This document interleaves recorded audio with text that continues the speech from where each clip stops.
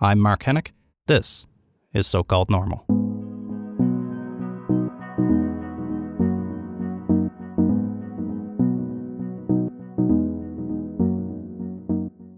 Mental health in 2020. Regardless of how you view it, handle it, or live with it, mental health has never been more top of mind than it is today. The stresses of life add up. And since March, when this pandemic hit, everyday life has been anything but routine. Given the last few months, we can all understand how important timely diagnosis and proper treatment are for those living with mental health issues. For many, living well is work. In the next 25 minutes or so, we're going to talk about mental health, along with the hurdles and landmines that go along with not feeling well. Jenn is a 32-year-old woman from Ottawa, Canada. She remembers living with anxiety since she was a child. I suspect all little kids worry, but I can remember just being preoccupied with worry and anxiety all the time. So from the time I woke up in the morning to the time I went to sleep at night, I can just remember being preoccupied with, oh God, everyone's looking at me. Just like these, it sounds narcissistic, but anxiety can be that way. And so can depression, I suppose. So just a constant kind of overwhelming anxiousness and worry that I was being judged and I'm not good enough and I don't have, like, no one loves me. It's kind of hard to explain. I would kind of oscillate in and out of kind of a state of depression and a state of anxiety. But I just remember feeling like a kind of constant nagging fear that I'm not good enough. I need to kind of prove myself to everyone around me. Just constant worry all the time. And how did that impact you at school? So school was a constant fear for me, to be completely honest. I loved school because I was relatively academic. In fact, I was put in like enrichment at a pretty young age. I loved it, but I can remember, simultaneously being terrified to come to school because I knew I would have to sit in a room with other people. What if I got called upon, to answer a question in front of the class? Going out to recess was always nerve-wracking for me, I always felt, I had friends and I fit in and I had a social circle, but I kind of just had this weird looming fear all the time about some impending doom. It's hard to explain because I was not like deathly ill. I was physically abled. Like, my family didn't have a lot of money, but there was not a constant realistic sense of doom. It's just anxiety does that. It's bizarre.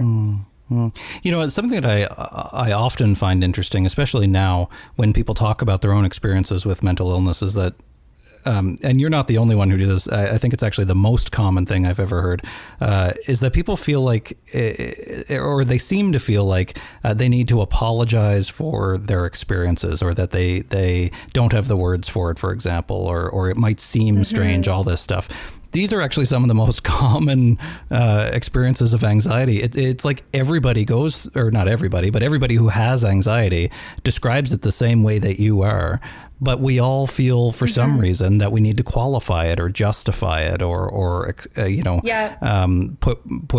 make it seem okay when, of course, it already is okay. And I wonder why that is. Did you experience when you were a kid any kind of messages, either overtly or implicitly, to tell you that it wasn't okay to feel this way, that how you were feeling wasn't normal or wasn't acceptable?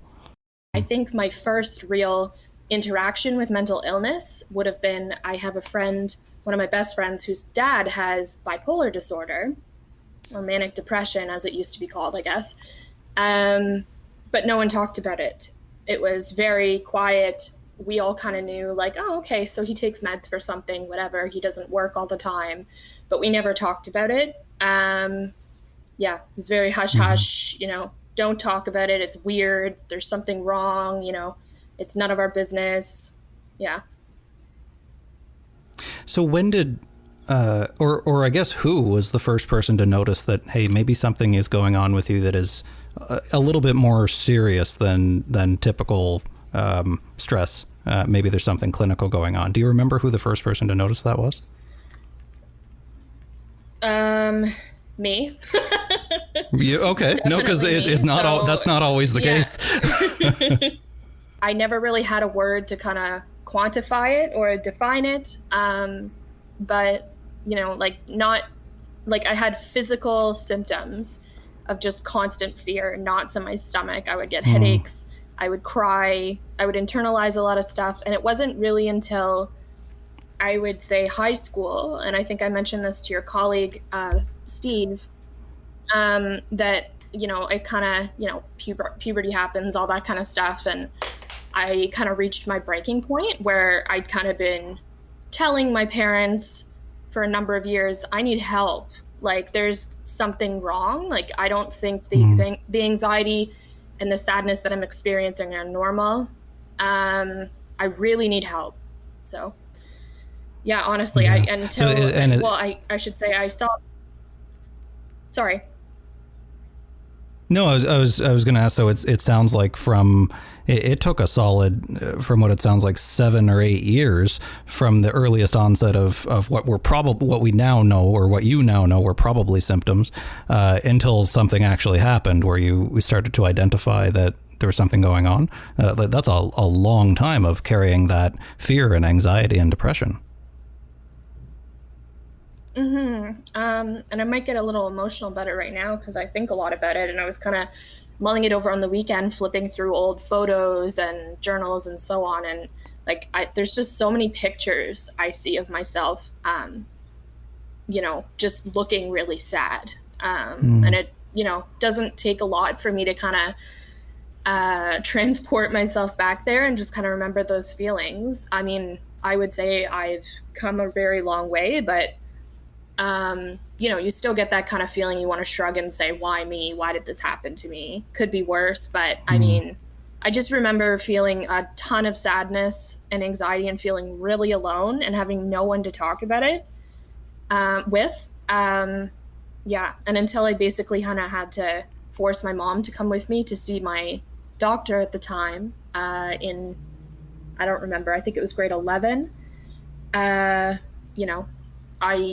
It took that long for me to kind of see a professional to talk about it. Mm-hmm. And how did your mom respond when you brought her? You said you had to drag her along with you. So what was that like? Yeah. And it's, to this day, it's still the same. I hope she doesn't listen to this interview because she'll probably deny it and be pissed off. I have a feeling it's incredibly difficult for parents of kids to ever admit, there might be something wrong with their kid when it's not something that's necessarily visible, right? If your kid needs a wheelchair because they have muscular dystrophy, or if your kid needs insulin because they have diabetes, it's a lot easier, obviously, I suspect, to come to terms with. But I think to this day, I'm in my 30s, I still don't think my parents have fully acknowledged or understand what mental illness is about, and that I live with it, frankly. Dr. Christina Iglesia is a clinical psychologist based out of the San Francisco Bay Area. She works with adolescents and young adults. She's also the founder of the #TherapyIsCool mental health action campaign. She aims to raise awareness around mental health and to reduce stigma. We spoke to her about the anxiety that children and teens face. I've seen statistics that have ranged as high as 70% or more of adults who have a mental illness say that it began in childhood or adolescence. Is it something to do with identity development? Is there a critical period in childhood and adolescence wherein if you experience depression or anxiety or adverse childhood events or whatever it is within that critical period, then it becomes integrated into your identity in some ways? I love that you're bringing this up because I think that we are still trying to explore this. I think that mental health continues to be one of the most complex, multi-factored, faceted parts of just life, and trying to figure out when we start to show symptoms, when we start to integrate kind of these behaviors, these difficulties, we hope to then be able to track and intervene so that potentially future generations wouldn't have the struggles. So to say that potentially it could be part of our identity development, I wouldn't rule it off the table. We are trying to figure out, are mental health struggles genetic? Are they biological? Are they psychological? Or is it nature versus nurture? We're constantly kind of like throwing things at the wall, hoping that we continue to figure out what sticks. Because once we figure something out about mental health, it changes, right? New research comes out, new medications come out, and then suddenly what we thought existed or we thought how a mental health issue worked, it doesn't. So we're constantly kind of trying to hone in on this moving target, which is, why are so many people struggling? Why are the statistics getting worse? And I think a lot of us have our own professional, personal beliefs, which is, the world is struggling. And the more that the world collectively struggles, the more the people in the world, right, us as humans individually are going to struggle. And things tend to continue to pile up, even right, year 2020, where everything is going wrong, right? We are seeing an increase in mental health issues. And that isn't surprising because we can only tolerate so much without needing support or assistance or, respite. Our bodies can only handle so much, just as our minds can only handle so much.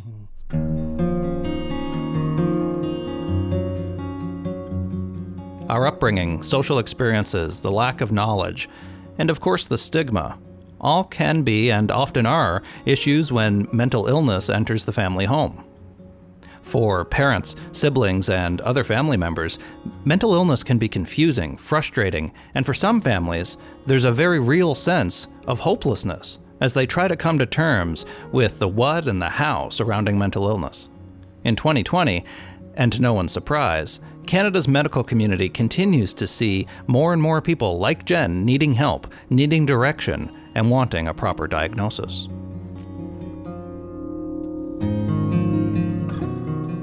Dr. Jennifer Swainson is a general adult psychiatrist in Edmonton, Alberta.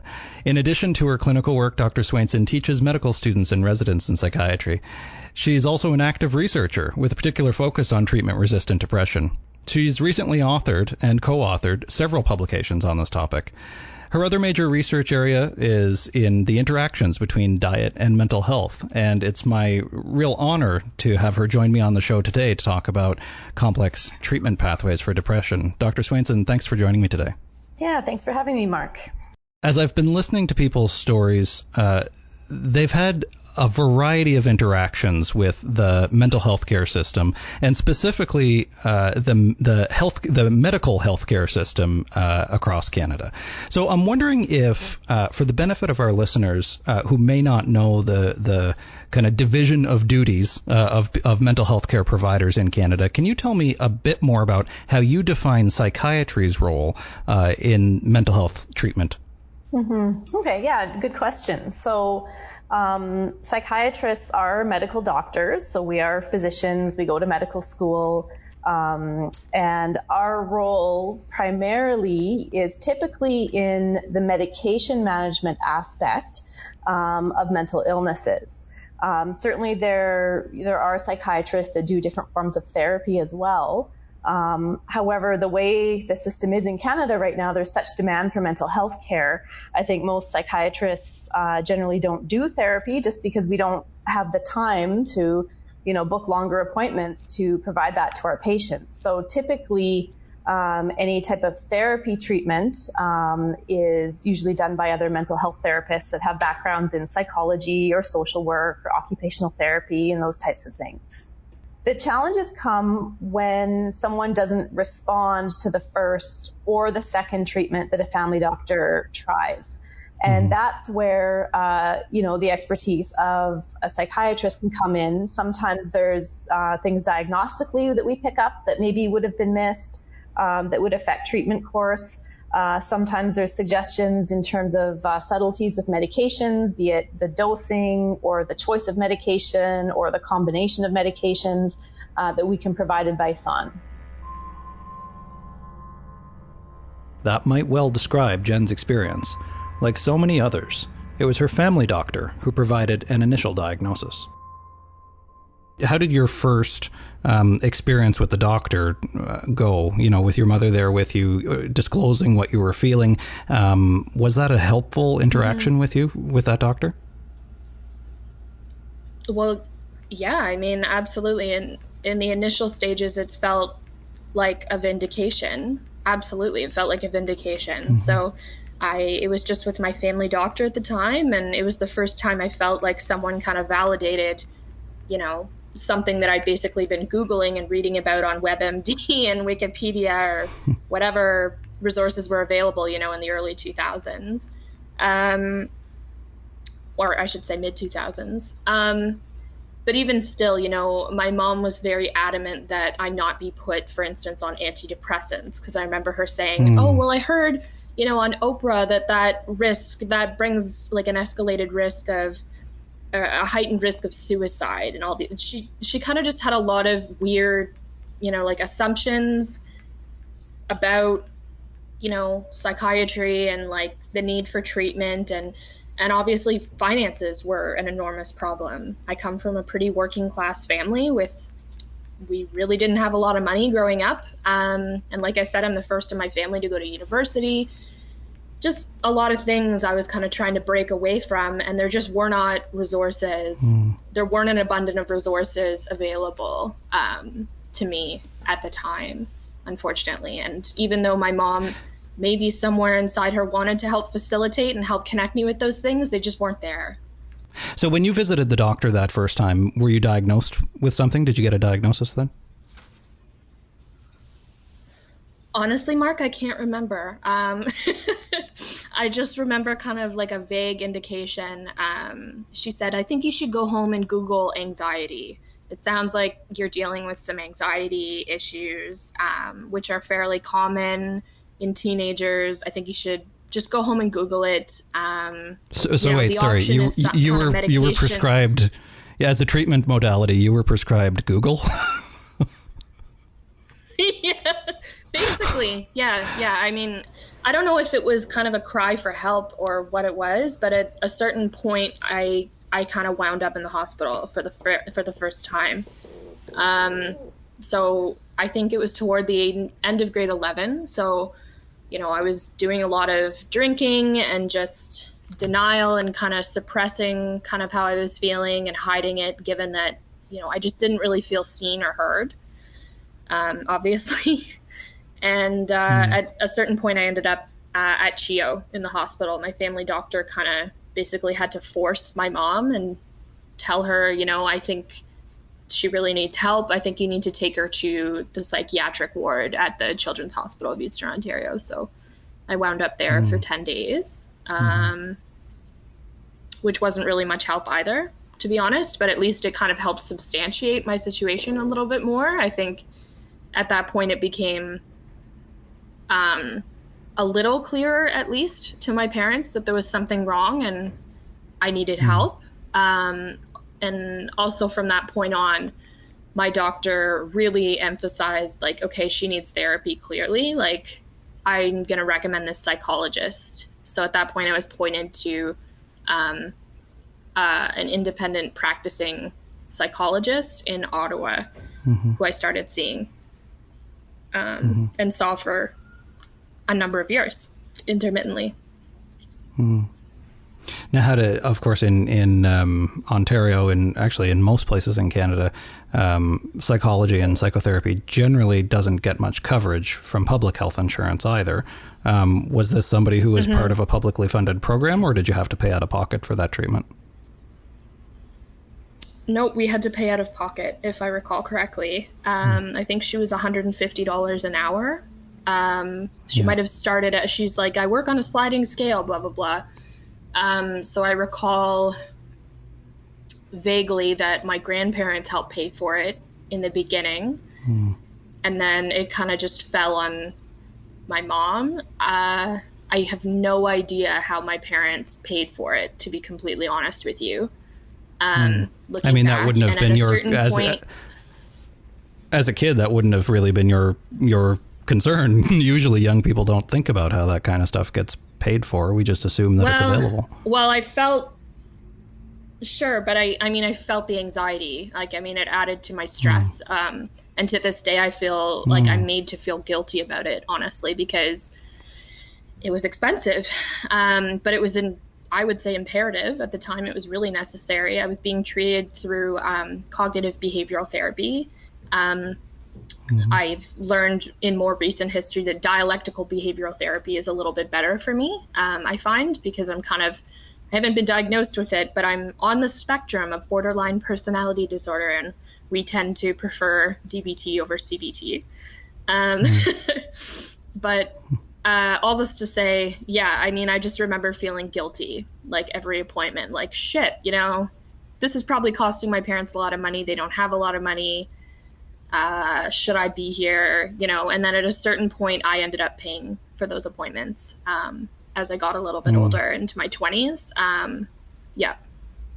Through all these years, especially the long delays in reaching out for help and getting a diagnosis, and then the long delays that you experienced in being in and out of hospital and with medications and trying to afford the public system, after all that you've been through, how are you doing now?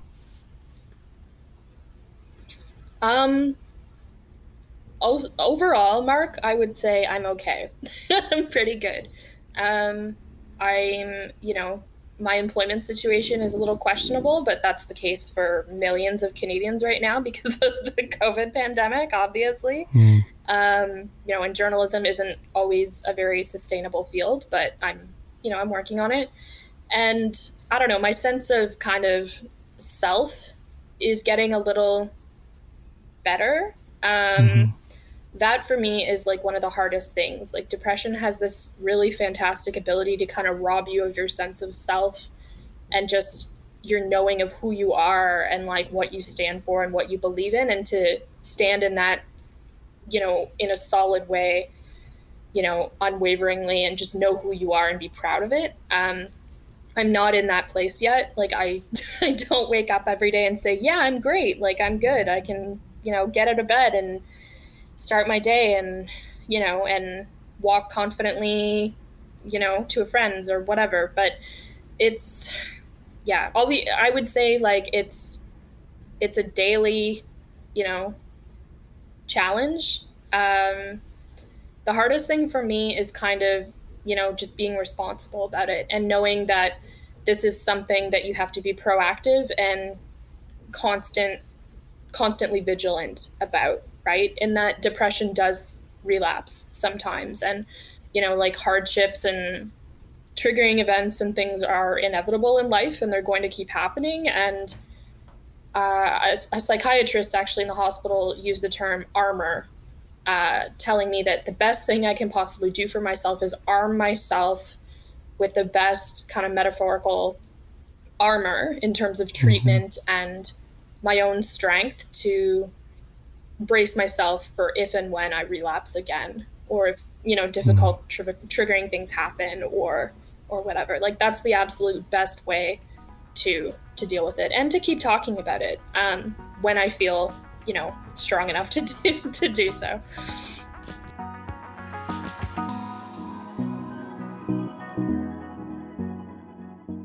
You've been listening to a special episode of So-Called Normal with Mark Hennick. If you like what you heard, share the episode with others. You can always follow Mark on Twitter, Facebook, LinkedIn, YouTube, and Instagram at Mark Hennick.